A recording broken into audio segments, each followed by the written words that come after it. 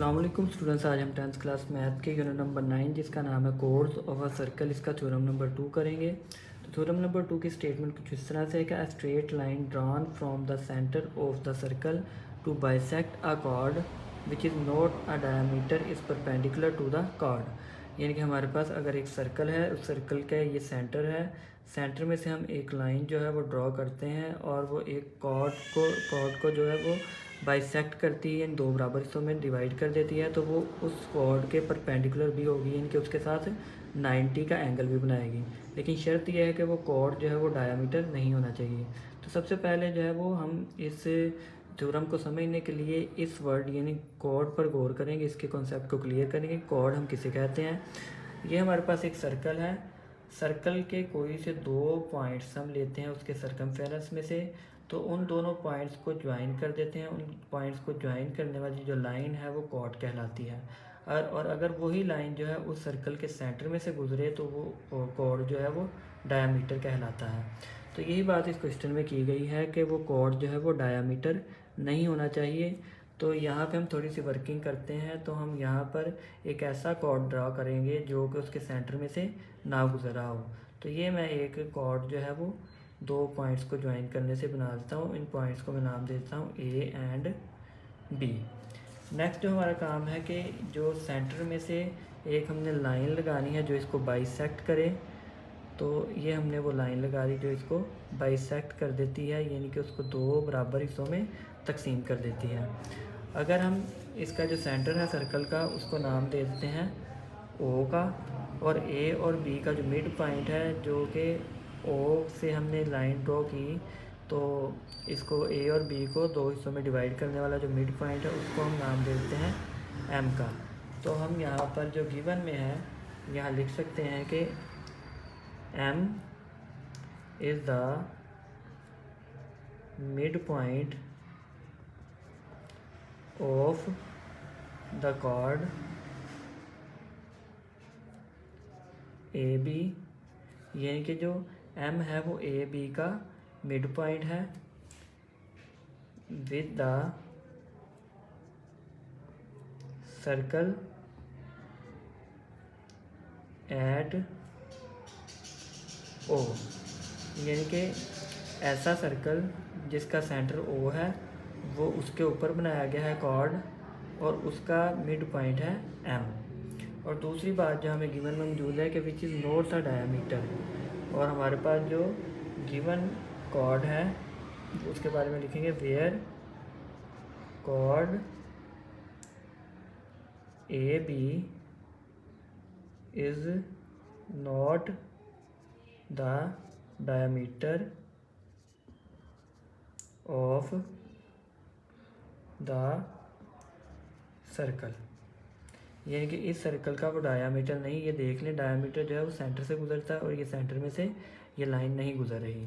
उसके बाद हम देखेंगे यहाँ पर इसका टू प्रूव, यानी कि हमने मालूम क्या करना है, मतलूब क्या है हमें, वो यहाँ पर हम लिख देंगे मतलूब, यानी कि हमने क्या मालूम करना है। तो मालूम हमने यहाँ पर करना है कि हमारा जो ओ एम है वो ए बी के परपेंडिकुलर है।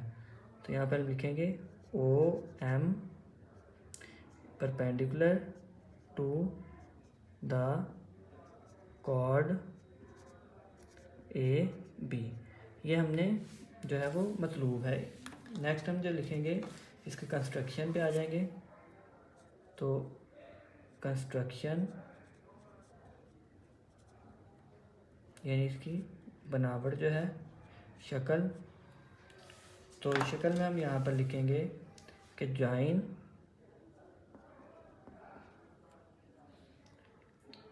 ए एंड बी विद ओ, यानी कि ए और बी को हम ओ के साथ ज्वाइन कर देंगे। ये देखें यहाँ से ए को भी ओ के साथ ज्वाइन कर दिया, बी को भी ओ के साथ ज्वाइन कर दिया। तो पहला हम यहाँ पे लिखेंगे join A and B with centre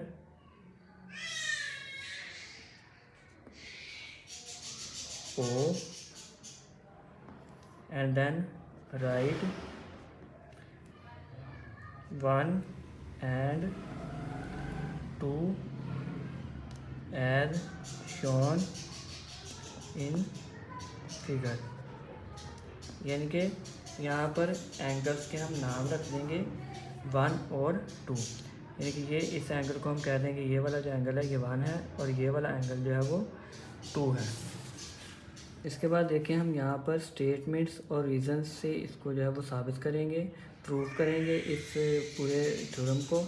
तो सबसे पहले हम यहाँ पर लिखेंगे in triangle OAM which is comparable with OBM। तो अगर हम दोनों ट्रायंगल्स को जो है वो कंपेयर करते हैं, यहाँ पर देख लेंगे OAM है, ये एक ट्रायंगल बन रही है, दूसरी है OBM, ये वाली दूसरी ट्रायंगल बन रही है। तो इसमें सबसे पहले अगर हम देखते हैं एंगल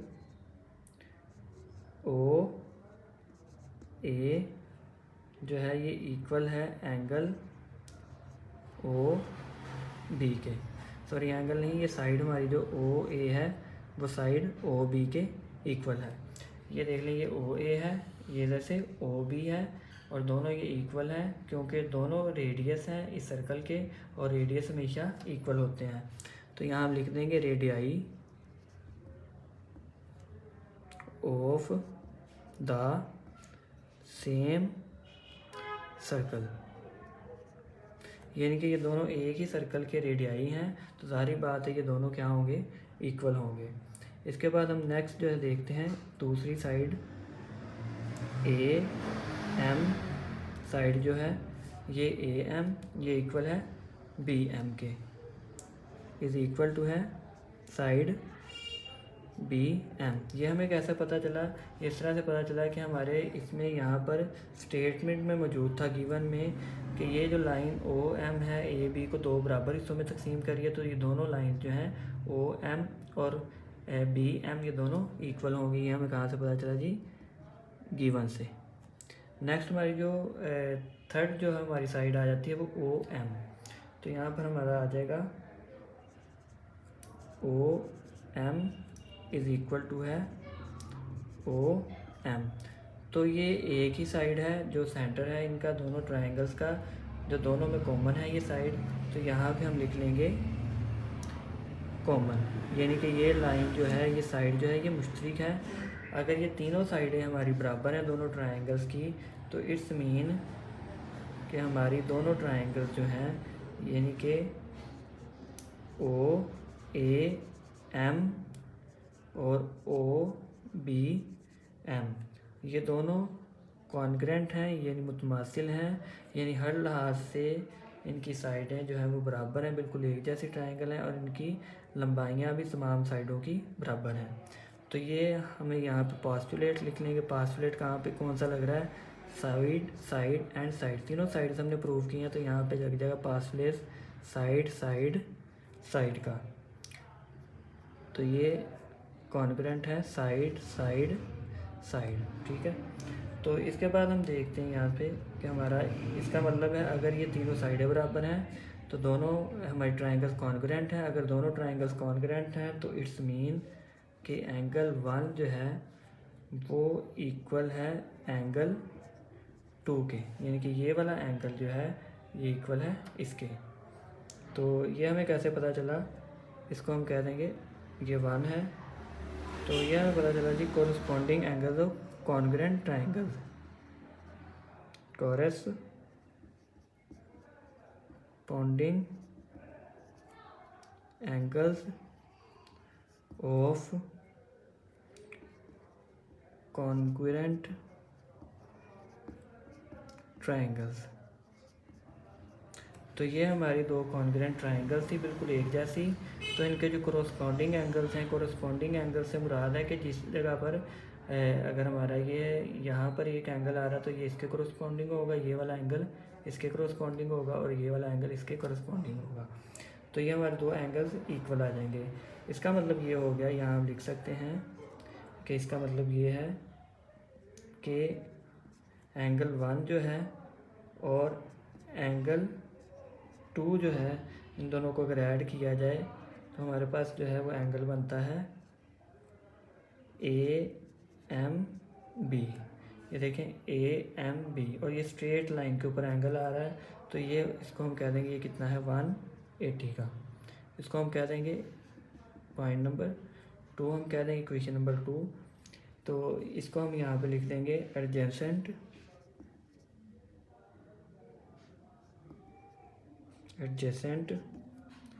सप्लीमेंट्री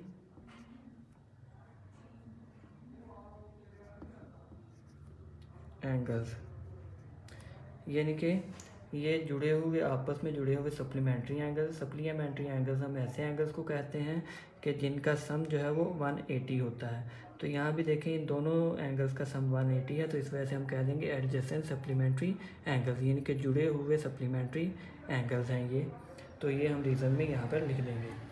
तो इसका मतलब है कि अगर ये दोनों एंगल्स जो हैं इनका सम 180 है और ये दोनों एंगल बराबर भी हैं, तो इट्स मीन कि ये दोनों एंगल जो हैं ये बराबर हैं, और ये कितने कितने के हैं, ईच एंगल जो है वो 90 का है। तो ये हमें कहाँ से पता चला, पॉइंट नंबर 1 और पॉइंट नंबर 2 से। पॉइंट नंबर 1 है कि दोनों इक्वल हैं, पॉइंट नंबर 2 है कि इनका सम 180 है। तो यहाँ से हमें पता चला है फ्रॉम 1 and 2। तो इससे हम ये साबित कर सकते हैं कि OM जो है वो परपेंडिकुलर है AB के। देख लें जी कि ये अगर 1 भी 90 है, 2 भी 90 है, तो इट्स मीन कि ये लाइन इसके ऊपर परपेंडिकुलर है, क्योंकि अगर एक लाइन दूसरे के साथ एक साइड पे 90 का एंगल बना रही है तो वो उसके परपेंडिकुलर होती है। तो यहाँ पर ये हमारा थ्योरम जो है वो सॉल्व हो जाता है। और के बाद हम इसी थ्योरम का रिफ्लेक्शन करते हैं थ्योरम नंबर 3। थ्योरम नंबर 3 जो है उसकी स्टेटमेंट कुछ इस तरह से है कि perpendicular from the centre of a circle on a cord bisect it. यानी कि हमारे पास अगर हम एक कॉर्ड यहाँ पर ड्रॉ करते हैं, तो इस कॉर्ड के साथ अगर एक जो है हम सेंटर से एक परपेंडिकुलर इसके ऊपर गिराते हैं तो वो इसको बाइसेक्ट करेगा, यानी कि इसको 2 बराबर हिस्सों में तकसीम कर देगा। यानी ये जो थ्योरम है ये थ्योरम नंबर 2 का बिल्कुल उलट है, यानी उसका रिफ्लेक्शन है। तो यहाँ पर हम सबसे पहले क्या करेंगे, हम एक सर्कल ड्रॉ करेंगे। उस सर्कल का एक कॉर्ड जो है वो, उसका नाम जो है वो, पॉइंट्स को हम कह देंगे, एक पॉइंट A है, दूसरा पॉइंट B है, और इसके ऊपर हम जो है वो परपेंडिकुलर ड्रॉ कर देंगे जो कि सेंटर से ड्रॉ करेंगे।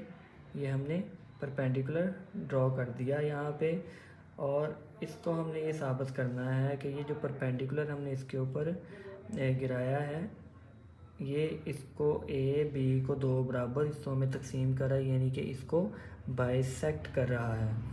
तो सबसे पहले हम यहाँ पे गिवन में आ जाएंगे। तो गिवन में हम यहाँ पर लिखेंगे कि हमारे पास है AB is the chord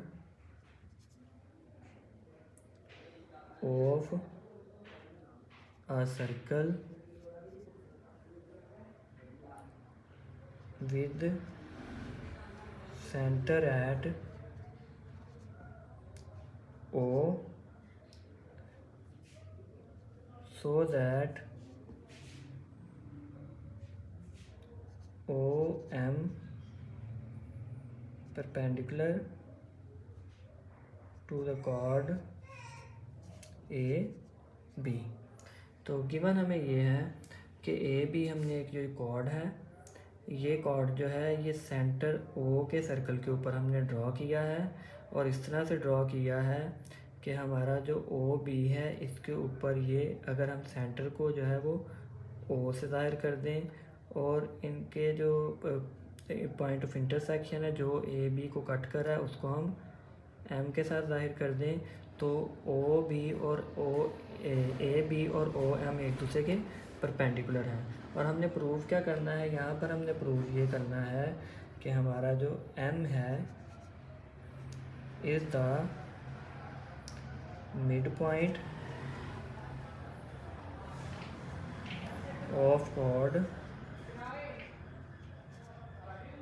A B, यानी कि ए बी जो कॉर्ड है उसका ये एम जो है ये मिड पॉइंट है, ये हमने साबित करना है।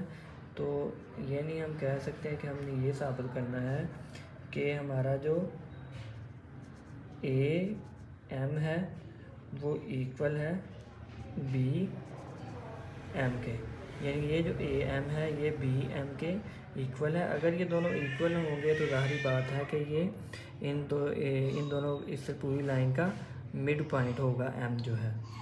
तो इसके बाद हमने कंस्ट्रक्शन में क्या करना है, कंस्ट्रक्शन में हम वही काम जो हमने पहले कर चुके हैं कि join A and B with centre O. तो बिल्कुल थ्योरम नंबर 2 की तरह यहाँ भी हमने इनको भी ज्वाइन कर देना है। यहाँ पे ओ के साथ ए को भी ज्वाइन कर देंगे और ओ के साथ बी को भी ज्वाइन कर देंगे। इस थ्योरम को स्टेटमेंट्स और रीज़न्स के साथ जो है वो प्रूफ करेंगे। और इसको प्रूफ करने के लिए स्टेटमेंट में हम सबसे पहले लिखेंगे कि इन राइट एंगल ट्रायंगल्स, हमारे पास आ जाएगा यहाँ पे राइट एंगल ट्रायंगल्स, ये आर टी से मुराद है राइट एंगल, और ये ट्रायंगल जो ऊपर एस है इससे मुराद है ट्रायंगल्स। तो ट्रायंगल्स हमारी कौन सी दो जिनको हमने कंपेयर करना है वो है O A M which is comparable with O B M, यानी कि ओ ए एम को ओ बी एम से हमने कंपेयर करना है, बिल्कुल उसी तरह से जिस तरह हमने थ्योरम नंबर 2 में किया था। तो यहाँ पे हम सबसे पहले लिखेंगे एंगल ओ एम ए, यानी ओ एम ए, यानी ये वाला जो एंगल है ये हमारा इक्वल है एंगल ओ एम बी के। ये हमें गिवन था कि ओ एम ए और ओ एम बी इक्वल है, क्योंकि ये दोनों राइट एंगल हैं, 90 के एंगल हैं। ये हमें कहाँ से पता चला, ये हमें गिवन से पता चला है कि ये देखिए perpendicular form the centre of a circle on the chord, ये परपेंडिकुलर है इस कॉर्ड के, तो दोनों तरफ से एंगल जो है वो 90 का होगा। यहाँ हम लिख देंगे 90 और इसके सामने हम लिख देंगे जी गिवन, कि हमें ये स्टेटमेंट से पता चला है। नेक्स्ट हम जो देखेंगे यहाँ पर वो है जी हाइपोटेनस ओ ए, ये देखें ओ ए जो हाइपोटेनस है वो इक्वल है हाइपोटेनस ओ बी के। तो ये ट्रायंगल में ये जो आपको पता है 90 के सामने वाली लाइन को हाइपोटेनस कहते हैं। तो ये ओ ए जो है ओ बी के इक्वल है। तो ये हमें कहाँ से पता चला है कि जो radii of the same circle, लिखेंगे radii of the same circle. तो हमें पता है कि एक सर्कल में जितने भी रेडियस होते हैं वो सारे के सारे इक्वल होते हैं, तो इस वजह से ओ ए और ओ बी जो है वो इक्वल है। नेक्स्ट हम देखते हैं कि ओ एम जो है वो इक्वल है ओ एम के, क्योंकि ये ओ एम दोनों ट्रायंगल्स का एक कॉमन जो है वो साइड है। तो यहाँ हम इसके सामने लिख देंगे कॉमन। तो कॉमन हमें पता है कि लंबाई एक ही है दोनों की, बल्कि दोनों नहीं, ये है ही एक साइड, तो इसकी लंबाई एक है, तो इस वजह से हम इसके सामने लिख देंगे कॉमन। अब हम देखते हैं कि हमने एक एंगल और दो साइड्स को जो है वो इक्वल साबित कर दिया है। तो इट्स मीन कि हमारी दी की जो ट्रायंगल्स हैं दोनों ओ ए एम और ओ बी एम, ये भी दोनों क्या हैं, ये मुतमासिल हैं, यानी कि दोनों कॉन्ग्रेंट हैं। तो यहाँ हम लिख देंगे triangle O A M is congruent with triangle O B M. और इसके सामने पॉस्टुलेट कौन सा आ जाएगा, इसमें दो जो है हमारे पास एक हमने हाइपोटेनस जो है वो इक्वल था यहाँ पे, और दूसरा हमारे पास जो है वो एक साइड इक्वल है।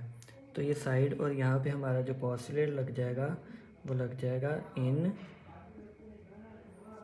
राइट एंगल ट्रायंगल, क्योंकि ये राइट एंगल ट्रायंगल्स हैं तो इसमें हमारा हाइपोटेनस और साइड जो है वो क्योंकि कॉन्ग्रुएंट हैं, तो ये हमारा ये इस पास से साबित हुआ कि दोनों ट्रायंगल्स भी क्या हैं, कॉन्ग्रुएंट हैं। इसके बाद हम यहाँ पे लिख देंगे हैंस, क्योंकि अगर ये दोनों ट्रायंगल्स इक्वल हैं तो इट्स मीन कि हमारा जो ए एम और बी एम है ये दोनों साइडें भी इक्वल होनी चाहिए। तो यहाँ हम लिख देंगे hence A M is equal to है बी एम। तो ये हमें कहाँ से पता चला कि जी corresponding sides of congruent triangles. तो क्योंकि दोनों ट्रायंगल जो कॉन्ग्रुएंट हैं तो इनकी कॉरेस्पॉन्डिंग साइड्स भी बराबर होगी। तो हमारी ए एम के कॉरेस्पॉन्डिंग साइड थी बी एम। तो इसका मतलब ये हो गया कि अगर ये दोनों साइड इक्वल हैं तो ओ एम जो है bisects the chord A B, क्योंकि जब ये दोनों इक्वल हैं और इसके सेंटर में कट करने वाली लाइन जो है वो फिर इसका मतलब है इसको क्या कर रही है, बाइसेक्ट कर रही है। तो यहाँ पे हमारा थ्योरम नंबर 3 भी जो है वो कंप्लीट हो जाएगा। तो थ्योरम नंबर 4 और 5 के लिए हम नेक्स्ट वीडियो में देखेंगे। तब तक के लिए अल्लाह हाफिज़।